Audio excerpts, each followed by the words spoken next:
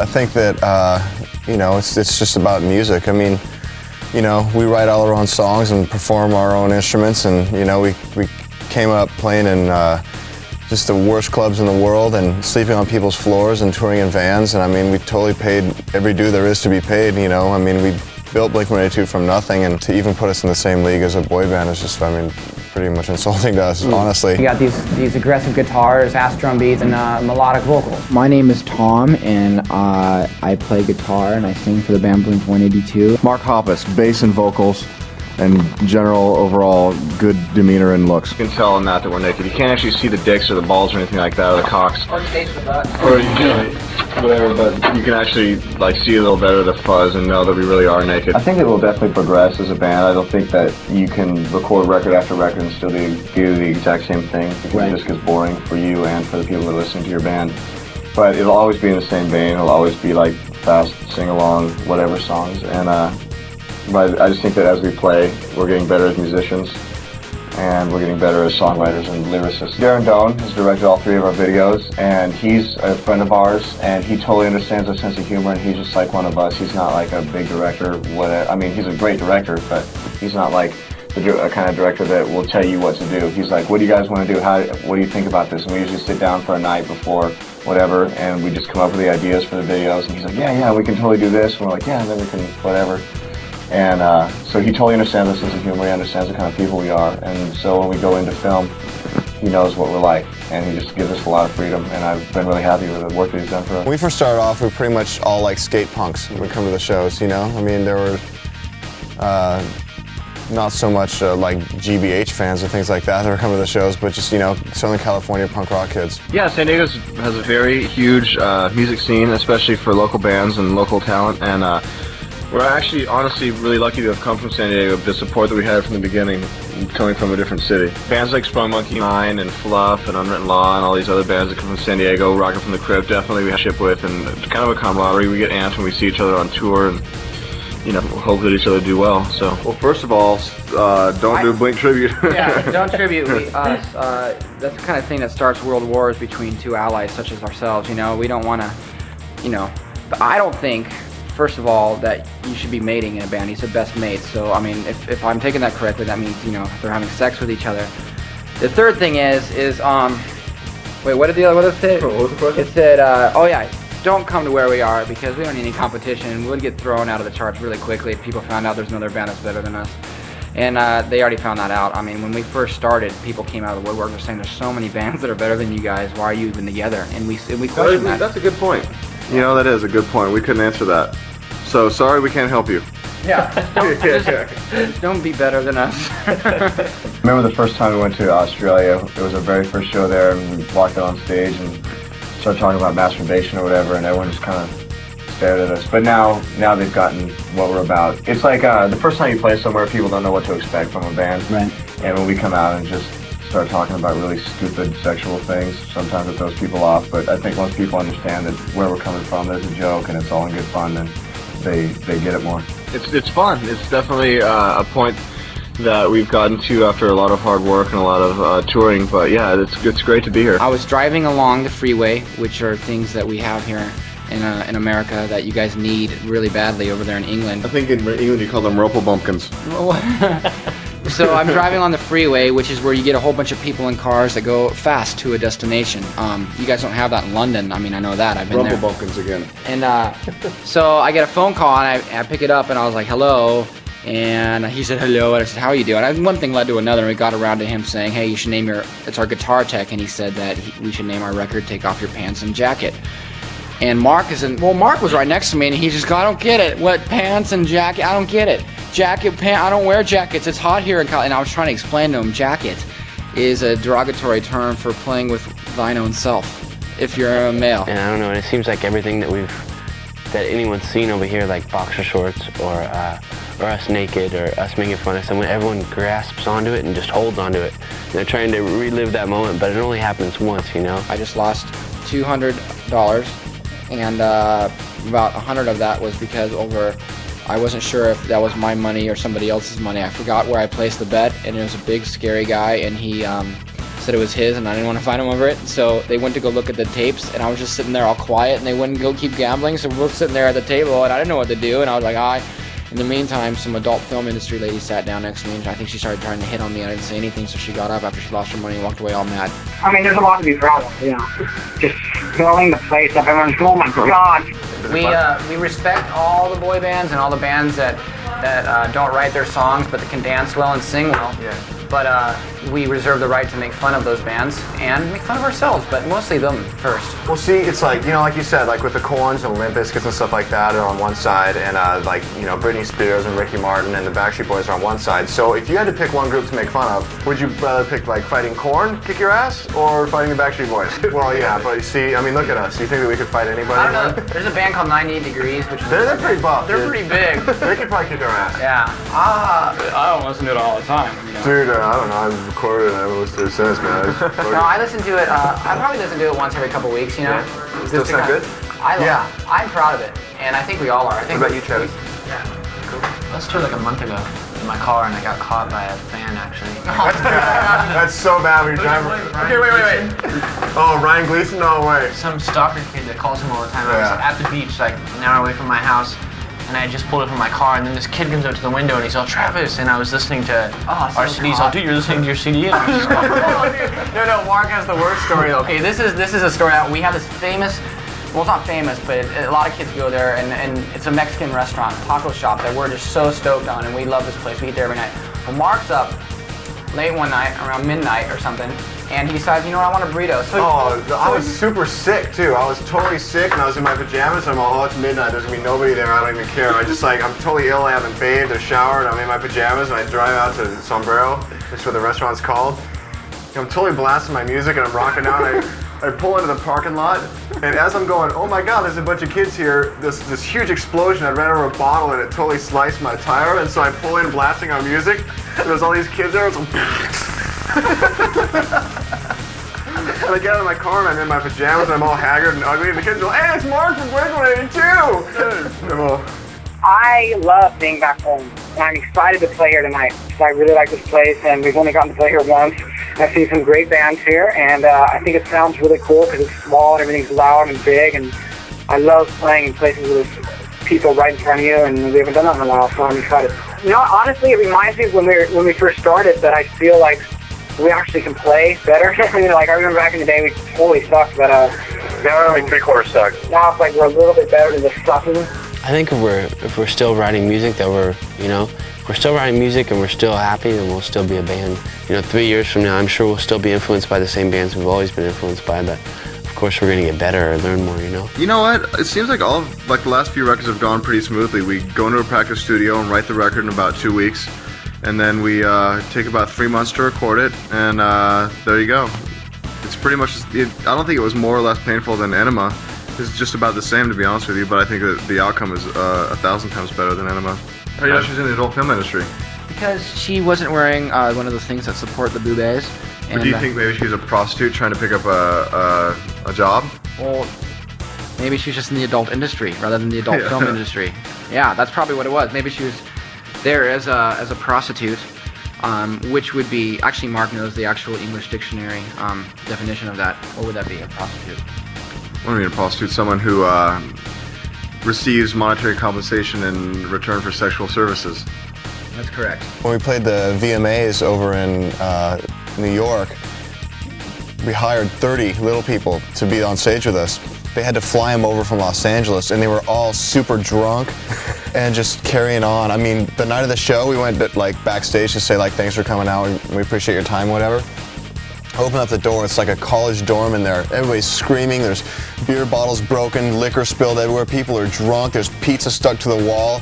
They're just like the craziest group of people you can ever hope to meet. I don't know, I think there's a lot of kids that think that. I don't know if everyone thinks that, but I know there's a very large percentage of kids out there that wait every summer for it, because it's a really cool thing, and it's really got a great vibe, and it's not just about the music, it's really about a lifestyle, and that's what the whole thing is, and that's the only reason why it's been around for so long. And what happens is that this lifestyle is really attached to punk rock type of music and hip hop, and so it's kind of, those two types of music merge together with skateboarding and snowboarding and motocross and all that stuff, and you have like this very Southern California oriented lifestyle tour that travels around. And you see a lot of companies represented, and you see a lot of girls that are really hot and sweaty out in the summertime sun, and you got bands like us up there screaming obscenity, so it makes for a great time. People that run the clothing company are totally down to earth. They've helped us out so much. They give us free clothes, and we wear them just to support them, I think. Right. But they've helped us out with getting roadies overseas when we've had to tour. They've helped us, with all kinds of stuff. Even if I'm by myself in bed, I love to masturbate. I just love to give myself orgasms. We all grew up like listening to bands like Descendants and like that. It was more the sing-along kind of punk we bands. We weren't into like Crash or GBH or anything. We just went in and tried to write a better record than Enema of the State. Was our real only intent when we went into the studio. And it just so happened that the songs we wrote were all, some were a little faster, some were a little slower and harder, and that's just the way the record turned out. I think it's actually, it's as if we built a punk rock time capsule and went back into 5 years ago when we were writing songs, and it's kind of that. We just wanted, I don't know, that song we just wrote as like a mid-tempo pop punk song about a girl, and it just ended up being one of the better ones on the record, so it's the first one we released out to the media. It's got more of the spirit of the Ramones and Screeching Weasel hanging over it, but definitely influenced by bands like the Descendants and all the early punk rock bands. I mean, it's a really, really simple song. It's a really straightforward 3-chord punk rock love song. Anywhere I would think from like 20 to like 100,000 people, but it's like a lot of big. If I were a typical German, I would think, if I were a typical German male, sorry Travis, I would think that this looks super cool. This is a typical German male. With the accent. What? And this is a typical German interview. Now, why in the new record are you not making any more good songs? You write these stupid songs about girls and about farting and poop and whatnot, and what is this all about? I don't like the new record. Why do you write that? I think that's Jen. That's German. We needed a drummer because there was an emergency. Our drummer had to fly home. So I had to learn all the songs like an hour or two before a show. I remember we had to run to the music store and buy these little wooden sticks so it wouldn't be loud. So we'd play in the backstage room while the other opening bands were playing. He learned all the songs in 45 minutes and came out and played them so perfect. Played like the next 2 shows. And then after that, we needed a new drummer, and we're just like, well, we had 3 people in mind, but the one person that we had in mind, one of them was Travis, because we liked him a lot, and he already filled in, he already knew a lot of songs, and he was a big fan. The funniest thing is like a kid might like all the small things and just know us from that one video and hear us on the radio. And so they go, oh, I want to go to the Blink-182 show, and know nothing about us except that one song, and come to the show and think it's going to be like just a clean show. I mean, when we get up on stage, we say the most offensive things we can possibly think of to say. I mean, you see a 10-year-old kid and his mom out in the audience, and with just the stuff we say, after the first 2 minutes, the mom just freaks out and pulls her kid up and leaves. I love that. I think it's so cool. Well, first of all, we've always taken the mindset that the way that we wanted to build fans was mostly through touring. And so we've been on the road. We were on the road 10 months last year, and I think that's a good way to gain real solid fans. Hopefully what will happen is kids will hear songs on the radio, and they'll go out, if they like the song on the radio, they'll go buy the record and start liking our band for the whole package, our whole band or whatever, and then they'll come to the show and understand what we're about. I think the kids can definitely relate to our lyrics because they're mostly about high school and love and whatever, girls and friends and things like that, more than they can relate to a band that sings about politics. So I think we get a lot of emails and a lot of letters from kids saying, I broke with my girlfriend, I totally relate to some of your songs, which is a really big compliment. There's actually a casting agency for little people in the United States. Like, if you want to hire like elves for your Christmas party, or you want to hire, whatever, Oompa Loompas, or you want to hire little people for whatever, there's a casting agency, that's all they deal in. I have a piercing. Not because it was a fad, actually because it was a fad and I got into it. I only have one though, but I didn't want it on my face because I thought that it makes your face look off center. So I got one piercing on my knee plate. Just one simple one, it hurt like crazy and I cried when it happened. I'm not sure still why I did it, but the rest of the guys in my band have piercings on their faces. They're stretching out the earlobes and they have tattoos across their arms. Basically a futile attempt to say, look at me, look at me, I need the attention. Oh, I'm punk rock, I got some tattoos, I got some piercings. Oh, if I'm gonna get pierced, I want everybody to see it, and I don't really back that program, but I'm more about, this is something for me and, you know, maybe my somebody special, and that's it. I'm not gonna like go out and advertise my punkness. The record was a lot of fun. I don't know. We have an amazing producer, Jerry Finn. He's like the We Label is the only punk rock producer. I don't know any other ones personally, but he's worked with like Jawbreaker, Rancid, Green Day, Pennywise. He's done a lot of stuff. So it's kind of like we sit in there and we're so alike with this guy and make fun of people, make fun of everything, and say the worst possible things imaginable. And every once in a while, we'll actually pick up a guitar and do something. So the studio process is pretty fun. It gets monotonous sometimes, but you know, you're in there 12 hours a day for 3 months trying to. You know, what would I say? What I make it an analogy is, you know, you just go out and spend all hundreds and hundreds of thousands of dollars on the best recording equipment in the world, like, you know, mixing boards and microphones and amplifiers, just to record onto tape how bad of a musician you really are, you know. And so whatever. But the video is a lot of fun too. This video we wanted to not, you know. Basically, we just go, hey, instead of spending hundreds of thousands of dollars on lots of lights and cameras and making it all whatever, why don't we just take that money and go out and buy TVs and break them and go break cars and give away cash to, you know, anybody who wants it. And that's what we did. And so we filmed that over the span of a couple days and put together a video that looks like it was all done on like handheld cameras too. So it's just like we're running around throwing out cash into crowds of people and breaking cars. And we took a homeless guy to a makeover, like it was a day spa, massage, and yeah, he was genuine. Yeah, he was dirty. He was dirty. He was definitely dirty. It took a while to get him to go into the van too, but he did it. He was on the side of a street. We did it in Hollywood, so there's no shortage. Yeah, there's lots of homeless people. They have agents now, actually. I think November is when we'll show up in the UK. We have a lot of touring ahead of us. We're doing a 11-week, 51-show US tour this summer. We're releasing the record and just pretty much hitting the road and going everywhere. I really enjoy playing England. I love playing England. And the reason why, I think, is just because we base our shows off audience participation and our interaction with them. And the English have such a great sense of humor, and it's so dry and so much more developed than the rest of the world. Even so much more so than a lot of, you know, the Americans. And I only say that in a sense that, you know, even the Americans don't get our jokes, you know, because they're just like, these guys are idiots. But I really do like playing England a lot, and it makes me excited to think that we're building a fan base over there, and I really mean that with all my emotional heart I have here in my body. But it's hard to be our band and to play our shows and talk a bunch to places where they don't speak English at all, you know. So when we go to Europe, we like to focus, and actually London's one of my favorite cities on earth, so it's just kind of like, you know, it's a good experience. Dreaded, hated, disgusting Europe. The most disgusting country on planet. Some places in Europe are pretty nice, but we don't go there. But I haven't seen any yet. I started the band about almost 8 years ago, 93 or 92. And basically, I just want you to know that I'm responsible for anything good the band has to offer. You see, there's only 3 ways you can sing, like sharp, flat, or in key, and I never do that middle one.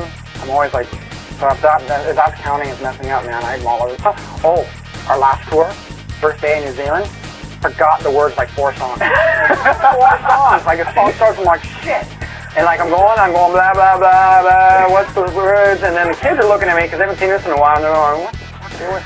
It's like, this is still not worth the money. And then the breakdown happened, and I'm like, okay, use the floor. And then I started again, and I'm like, shit, and I don't know the words, and it happened. And so I actually had my wife go out and buy the CD, our live CD, and I had to listen to it like 4 times or like remember all the words. Oh! 23 years old, I was born December 13th, 1975. We do have plans for a tour. We're talking about something this fall. Hopefully it works out, and the song Rock Show shall be out, I would think, any week now. Presently. Should be along presently. That's what we think. Tell all these people about the Philippines. We hear that in the Philippines, when a baby is crying, you suck on its penis to get it to be quiet. So I guess that makes me Filipino. If I'm crying, suck on my penis. Okay, Tom, shut the fuck up. Okay. Here we go. We never think of anything funny, and we just accepted that about 5 years ago. We go, you know, let's just accept the fact that we're not going to be funny, and our jokes are stupid, and no one's going to laugh. We were so lucky to have our friend Damon fill in, but it's hard. It's like, I don't know about other bands, but being a 3-piece, we rely on each other so much more, you know, and to have someone come in to fill in, it's just like, fuck, you know, you feel like you really lost, I mean, you lost 30% of your band, you know, and especially Travis, because he's pretty original at what he does, you know, and you can't find very many drummers like him. So Of course, there was a little bit of, some kids, that just mindless kids, that whatever they see on the back of the record affects whether or not they like the band. But I think most people are intelligent enough now that they realize that you listen to bands for the music and not for what label they're on or whatever. You look for, the credibility of their music itself. And we still do exactly the same things that we've always done. Definitely, we've been on the radio, we've been on MTV, we're on a major label now. But the major label is, all they can do is present us as what we are. They can't make us something that we're not. They haven't even tried. And I think the major labels now are starting to understand that you can't take a band and try and change them into something that you want them to be, because then whatever they have that's special about them is lost. Right. Like, they just have to take a band and let the band do what they would do normally and, try and push that even more. Right. And MCA's been really good with us, and they've never tried to make us do something we didn't want to do. They've come up with, ideas for stuff, and we said, no, we're not comfortable with that, and they said, okay, cool. Right. I love Japan. It's totally different from anywhere else. I mean, the shows there were a little smaller. Australia, the kids went crazy, but Japan's just such a different experience altogether. Well, that one back there, this one says hope. I hope I can get laid by a guy. The one in the front, can I say I'm gay? Basically, can I say I'm gay? On the like if you look on this Ghetto Blaster, that Ghetto Blaster is always playing homosexual music, like Morrissey, Erasure. The bird on his right arm that you see on the left there, that bird symbolizes a man swishing through the clouds, coming down and sleeping with him. I don't know, it's weird. I don't know why I'm in this band. I'm the only one that likes girls. I'm the only one that believes that guys and girls should be together and that babies should be made through the penis-vagina way, the old way. These guys are trying to create some weird, wacky, maybe the penis in the butt will get a kid. I don't know. I don't think that works, What? No, dude, don't come in here and try and act like you're, heterosexual, And I model a lot of enemas. I model enema bags. I model enema bags. And today we're modeling one for the album cover, because we might call it Enema of the State. That was really good. That was really good, huh? Hey, that's a good. Hey, where's Mark? Hey, Mark, let's name the album Enema of the State. Japanese kids they go crazy nuts during the song, just freaking out. And then as soon as you finish playing, they stop and they just look at you because they're trying to understand what you're saying. Oh, okay, right. They're trying to understand the English or whatever. And so it's a little disconcerting because you play and think, everything's rocking, the kids are going crazy, and all of a sudden you'll stop playing, everything will stop, and they'll stare at you. Travis has his company. Tom and I are involved in a different company called Atticus that it's a skateboard company that we're trying to help out and help build up, whatever.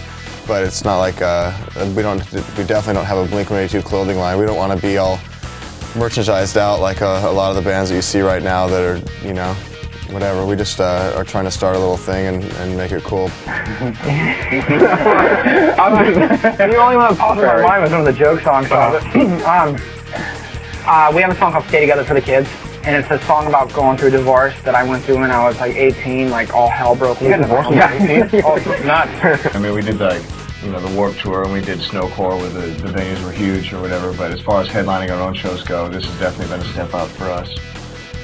Some artists were still playing, the same rooms that we've played for a while or whatever, but it seems like each tour we go on and the venues grow a little bit. We're still writing music and we're still happy, and we'll still be a band. 3 years from now, I'm sure we'll still be influenced by the same bands we've always been influenced by, but of course we're going to get better or learn more, Okay, there's Virgin Mary for mom, family for friends, drums, birds, devils. Money from you that don't. Oh wait, yeah, devil. Let's get the money sign in there. That's what really matters. Yeah. What else do we got? Microphone. Microphone. Is that for Elvis? Yeah, that's just for singing in general, music. Bombshell for ladies. What else do we got? Here's the bad stuff. This is the bad one right here. The girl on the rocket. And we've got Jesus. Henry, that's just like a belief in God, Okay, that's my Ghetto Blaster. That's my love for hip hop. Your love for what? And then here's my trucker ladies, because I love ladies. My Cadillac for my Cadillac I love. And Can I Say for Dag Nasty, Dave Somali. Awesome. Beautiful. Tattoo on my leg. Room for that? There's I don't want to grow up a Descendants tattoo because That band changed my life. But he's doing his own thing now. He's playing a different band, and he's going back to college, so he's kind of got it together. Because Travis is a very good drummer, and I think that as a band we're a lot tighter now. It was definitely a huge step on the way to where we are today, and the Warped Tour is just run by really cool people, and it's run for all the right reasons, and it has great bands that are on it, and it's a great attitude, and you know, it was one of the funnest tours we ever had. It's also one of the hardest tours you can ever do. It's a lot of travel, and it's a lot of sitting around in, you know, 100-degree weather out in the middle of nowhere in a parking lot waiting to play, and it's dirty and it's disgusting, but it's the best time you'll ever have. Riverside's about like an hour away, but we all kind of grew up in the same scene in Southern California. You know, skating, snowboarding, whatever. Just grew up little skate rats. Definitely a lot of nudity in our videos, and I think our song, we're definitely having to walk kind of a tightrope between, you know, it's a serious song, so we want to do a serious video, but at the same time we're kind of known for having silly videos, so it's walking a tightrope between, you know, such a fine line between clever and stupid. It's a festival put on by a radio station here in Las Vegas, and we've played it I think once before, and it's just a bunch of people come out to sit in the sun and get sunburned and get way too drunk and way too stoned and watch bands play. Tom was actually in a movie called Idle Hands, and do we have a song on that, Tom? Yeah, but that's off Dude Ranch Enthused. Right. We also were involved in American Pie, obviously. We have a little cameo appearance in that and a song in that. And yeah, so we've been in a few movies. There's some movie from MTV coming out called Jailbait that we're supposed to be a part of. It was actually our very first demo that we ever recorded in, it wasn't even a demo, it was just us with a recording off a boombox in one of our friends' bedrooms while we played, and we made copies for like 6 of our friends, and that's pretty much the extent of it. I mean, there might maybe be like 20 actual Fly Swatter cassettes in the world, but it sucks so bad and such a bad recording, and you know, I mean, it's honestly recorded on a boombox. The only thing that is completely worthwhile of getting that record is some of the ingenious lyrics that we wrote back in those days. I mean, we would quote some, but we don't want to make you vomit onto the microphone. Yeah, actually it was. Actually, she came on tour with us for 6 weeks one time in the very early days when we were sleeping in, I mean, seriously, we were sleeping in the van on the side of the road because we couldn't afford hotels. She just has a great memory, and she's a great writer, so when it came time to kind of like write a biography of Blink-182, she was the one that knew all the facts. She actually introduced Tom and I back in the beginning, so she's more qualified than anyone to write the history of Blink. When we were recording Dude Ranch, I was in the studio saying my biggest goal for this record is to sell 200,000 copies. I wish that we can sell 200,000 copies, and we're at 7 now, 700,000. So it's just blowing us away. We're just like, can't even believe that we've come this far. I don't think we've changed. I just think we've gotten better at what we do. And you know what? We never set our sights on being anything other than successful in our own right at writing songs the way we can. And you know, if we sold a few records doing that, and we're happy, and we can go home and feel like we accomplished something. And then, you know, sometimes we can go places and people hate your guts as well, just because you sit, and that's what we always joke about, like, you know, Mark and I sit at home in our living rooms with an acoustic guitar, and we try and write rad little love songs about girls and stuff, and then people just end up hating your guts for it, you know, like, oh, you know, you don't write a love song punk rock enough. But, you know, I don't know. I think it is, it happens to every band, and it happens to, you know what, I found out that was really weird, it happens to industries too, like the shoe industry. Like, skateboarding shoe companies get called sellouts and all this weird stuff because they chose to sell their shoes in large stores and stuff. And I thought that was kind of odd, you know, their shoes, you know. But it kind of extends beyond the borders of music. So, but whatever. Be successful or don't be successful. Just do whatever you can to be the best you can be. The United States Army. Thank you. That's that's like their slogan. Be the best you can be, the United States Army. So people go, fuck yeah. They go, yeah, I'm gonna be the best I can be. And they go and I'm leaving home, and they sit at the bus stop, they get on the bus, and they get there, and some guy screams at you. You have to sleep with a bunch of other men, shave off your head, and just march all day long, and then end up just painting and sweeping for like the next 4 years until you can get out. That's the Army. Every once in a while, though, you can turn into like a guy that goes around and professionally kills people, but, you know, that's only a select few. We went in definitely wanting to make a harder sounding record. We wanted it to be a little less polished than Enema State was. We wanted the guitars to be a little more prominent. We wanted things to just sound a little more edgy, but at the same time we were also listening to bands like Fugazi and Refuse when we went into the studio, and I think that kind of bled its way into the recording as well. When I hear like a flashback of the 80s on the radio, and it has these giant songs of the 80s, and then you do a little research and find out how many records they sold, or how high that song charted on singles charts and stuff, and then ours do the same, if not better. I go, wow, we're one of those bands I finally thought was this huge band from the 80s. You know, people might actually remember us for one little period of time. What we wanted to do originally was a U.S. tour for a really cheap ticket price, but logistically it wasn't working out with trying to, you know, escort around all of our crew and the administration that has to travel with us. So we decided to do 2 weeks of club shows, smaller venues than what we would normally play, so we can do the cheap ticket price and be able to play like we did a few years ago when we were a smaller band. And so we are now, today is the last show for that, and today actually isn't even one of the club shows, today's a festival, but yeah, you know, so here we are in Las Vegas. I don't know who else is on the bill. Newfound Glory's on the bill, and they're awesome. Let's see, Papa Roach is on the bill, Run DMC's on the bill, that's all that I know. They don't tell us these things, they just tell us what to do. We're like pawns in the big game of the music industry here, you know, but it's not the same here in America like it is in England, you know.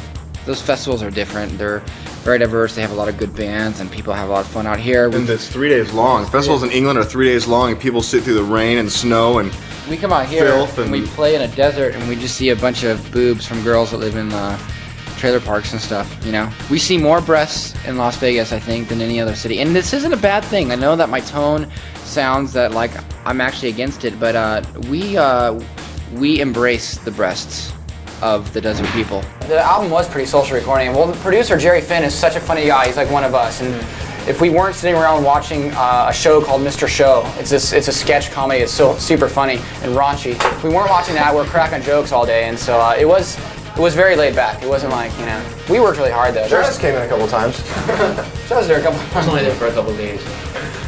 On Dude Ranch, we used a song called Degenerate that we'd written in the very beginning of our band, and we've gone back and used some different material. The real reason why is because about this time in our career, we're starting to run out of guitar riffs and like ideas, you know. And so we started pulling out of like the archives. We got all these like songs. Well, maybe we just like change the riff a little bit. No one will notice, you know. Well, that's, you know, that's the magic of the recording studio. It's kind of like when you're fixing your hair. You work really hard to make it look like you didn't work hard at all. Exactly. What about you? Did you work hard on that today? My hair looks so bad. I apologize.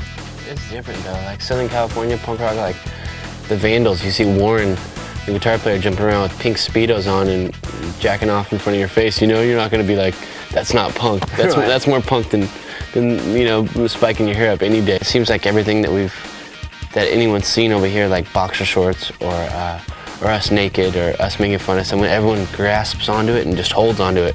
They're trying to relive that moment, but it only happens once, you know? I think we were terrible, but I think that we had a lot of potential, and I think that we had, you know, a lot of ambition and a lot of drive to try and get better and try and learn our instruments and try and write better songs. So, you know, it's one of those things where you look back and some of the songs you just go, what the hell are we thinking? But at the same time, I just remember how amped we were to be playing in a band and just be creating music and doing something different, and so it's good memories as well.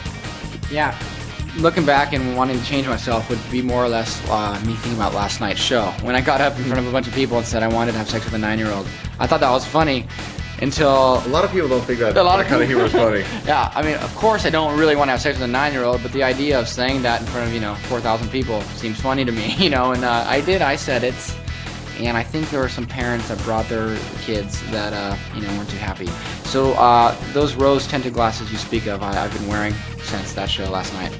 I totally hate that style of music, and I hate just the whole mentality behind it and just how staged everything is and how fake everything is. And it's just about looking good, and they're not even singers, they're just performers. We just went in and tried to write a better record than Enema the State was our real only intent when we went into the studio. And it just so happened that the songs we wrote were all, you know, some were a little faster, some were a little slower and harder, and you know, that's just the way the record turned out, kind of. No, you were rocking out, because it was a rad show. It was in Orlando, Florida. We sold out the House of Blues there. We were super proud of ourselves. We felt like we were all big time and stuff. When we're on stage, we're rocking, and Tom's getting into it, and he does this rock and roll move where he's like jumping and running around the stage, and both feet fly out from under him, so his head up like this, lands directly on his ass, his guitar goes. They said, oh, we should have all these guys in their underwear with a medical thing. We didn't tie it together, it just happened to be that way. And in the video, the director thought, we should have you guys be naked. So everything we've been doing has been with very little clothes on, and it's now people expect it from us. It's fun to get naked, right? Not at all. We suck at dancing. Yeah, actually it was. Actually, she came on tour with us for 6 weeks one time in the very early days when we were sleeping in, I mean, seriously, we were sleeping in the van on the side of the road because we couldn't afford hotels. I think it's just funny. We've had so many lawsuits, we now encourage them. Please just lodge a lawsuit against us. We'd really appreciate it. The heart of the song is, about having hard times in your life, being depressed and going through a difficult period, but then finding strength to go on and finding, a better place on the other side of that. We speak no different than kids speak, but we speak for them. I gotta go on record here and say that school just sucks. We don't like to throw around the term voice of a generation necessarily, but, probably that. We probably are the voice of the generation for sure. Well, that's really our message to the kids, is if something's wrong with you, hate somebody else because of it. Hi. Hello there, my name is Tom DeLong. I have a canker sore and it got bigger, so I asked Dr. Bruce, to help me on what he thinks it might be. We're hoping it's nothing creepy. However, the prognosis about his canker sore is pretty much the same as the prognosis on Tom's penis. It's not the biggest one that Dr. Bruce has ever seen, but it's the placement of it that bothers him. Okay, what the hell's in your nose? Any chance of being gonorrhea of the throat? Please? Dr. Bruce, any chance of being gonorrhea of the throat? No, it looks like it. Hey, I'm 23 years old. I was born December 13th, 1975. Okay, this is normal salary. But watch what happens when you take it out here. Hey! We're all vegetarians! I live in Encinitas, San Diego, California.